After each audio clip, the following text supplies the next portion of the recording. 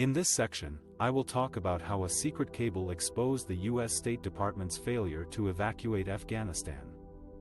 The cable was a classified memo sent by more than a dozen U.S. diplomats at the embassy in Kabul on July 13, 2021, through the agency's confidential dissent channel. The cable warned of a potential catastrophe in Afghanistan as the Taliban offensive swept across the country and urged the department to take specific steps to prevent it.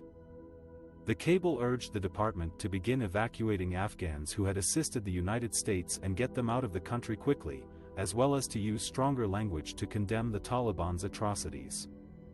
The cable suggested starting a biometric enrollment program for the Afghans applying for Special Immigrant Visas, SIV, or refugee status ahead of the evacuation, so they wouldn't waste time before what they believed would be the imminent collapse of the Afghan government as the U.S. withdrew.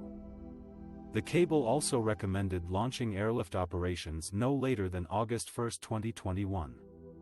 The cable was brought to the attention of Secretary of State Antony Blinken, who read it and responded to it. However, the Biden administration did not act on the cable's recommendations in time. The evacuation operation for Afghans who helped the U.S. did not begin until late July, and before Kabul fell on August 15, 2021, it had only brought under 2,000 Afghans to the U.S. out of some 20,000 who had applied for visas. The administration also failed to secure agreements with safe countries to host Afghans who had not yet passed security vetting. The cable was a clear sign of how U.S. diplomats on the ground foresaw the risks of the president's decision to withdraw from Afghanistan, but their warnings were not heeded by the senior officials in Washington. The cable exposed how the U.S. State Department failed to protect its allies and partners in Afghanistan and left them vulnerable to the Taliban's takeover. The cable was not heeded by the senior White House and State Department officials, who failed to grasp the Taliban's steady advance on Kabul and resisted efforts by U.S. military leaders to prepare the evacuation. The cable was sent on July 13 by 23 U.S. diplomats at the embassy in Kabul, using the State Department's dissent channel. This is a confidential mechanism that allows staff to express their disagreement with policy decisions without fear of retaliation. The diplomats warned that the Afghan government was at risk of collapse as the Taliban offensive swept across the country.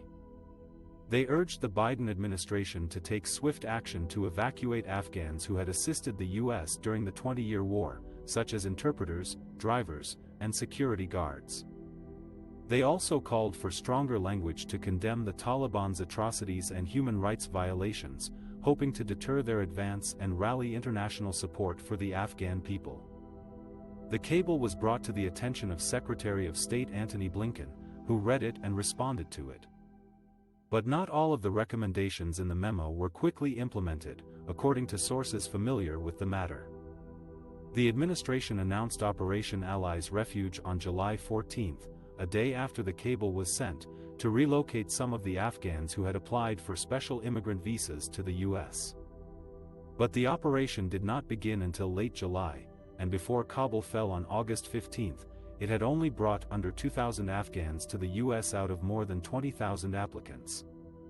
Meanwhile, the White House and State Department officials underestimated the speed and strength of the Taliban's offensive.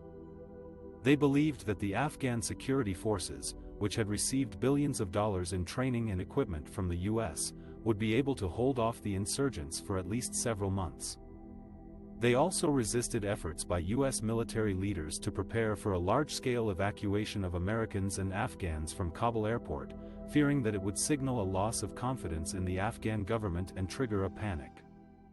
As a result, when Kabul fell to the Taliban on August 15, thousands of Americans and Afghans were left stranded in the city, facing chaos and violence at the airport gates. The U.S. scrambled to secure the airport and airlift as many people as possible before the August 31 deadline for withdrawal. The cable has become a source of controversy and scrutiny, as lawmakers and critics question whether the administration could have done more to prevent or mitigate the humanitarian crisis in Afghanistan. The dissenting diplomats have been praised for their courage and foresight, but also accused of being alarmist and unrealistic. The cable exposed the U.S. State Department's failure to evacuate Afghanistan in time, and revealed a deep divide between those who saw the impending disaster and those who ignored it. The delayed evacuation operation put American troops and Afghan allies in greater danger, as thousands of people tried to flee the country after the fall of Kabul, facing chaos and violence at the airport. According to sworn testimony from multiple commanders involved in the operation, senior White House and State Department officials failed to grasp the Taliban's steady advance on Afghanistan's capital and resisted efforts by U.S. military leaders to prepare the evacuation of embassy personnel and Afghan allies weeks before Kabul's fall. This placed American troops ordered to carry out the withdrawal in greater danger, as they had to secure the airport and facilitate the airlift of tens of thousands of people under constant threat of attacks by ISIS-K and other militant groups. The State Department also faced criticism for its slow and bureaucratic process of issuing visas and travel documents for Afghans who had worked with the U.S. government or military, or who faced persecution by the Taliban for their human rights work, journalism, or education. Many of these Afghans were left behind during the chaotic and hurried military evacuation from Afghanistan at the end of August. Some of them managed to escape with the help of private groups working with the State Department, but many others remain in limbo, held in compounds in third countries or hiding inside Afghanistan. The evacuation operation also strained the relations between the U.S. and its allies, who felt blindsided by the sudden withdrawal and the lack of coordination. Some allies accused the U.S. of abandoning its moral responsibility to protect the Afghan people and uphold democracy. Others expressed frustration with the lack of information and communication from the U.S. side, which hampered their own efforts to evacuate their citizens and partners. The delayed evacuation operation exposed the U.S. State Department's failure to anticipate and plan for a worst-case scenario in Afghanistan, and its inability to adapt quickly and effectively to a rapidly changing situation on the ground. It also revealed the challenges and risks of ending a 20-year war that had cost thousands of lives and billions of dollars, without achieving a lasting peace or stability for Afghanistan. The State Department also blocked private rescue flights from leaving Afghanistan, endangering American lives and leaving many Afghans behind. This is according to several Americans involved in the private evacuation efforts, who spoke to Fox News and other media outlets. They said that the State Department was the only thing preventing their charter flights from taking off from Afghanistan, and that they had clearance from the Taliban to fly out. They accused the Biden administration of putting bureaucratic hurdles in their way, and refusing to grant official approval for their flights to land in third countries. They also said that the State Department would not allow their flights to land at any U.S.